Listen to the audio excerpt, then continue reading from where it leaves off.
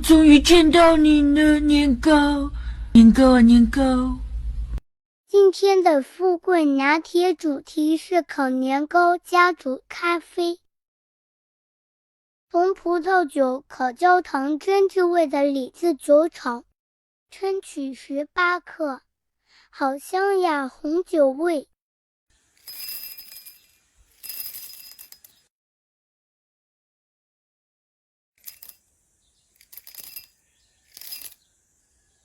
我调整的研磨度为立志新手摇磨豆机11格，磨豆子要绕圈磨哦，不要学我这样，加水至注水线，不要超过了我。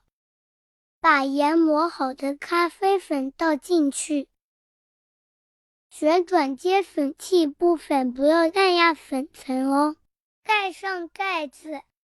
把摩卡壶放在电陶炉上，开火啦，等待出液。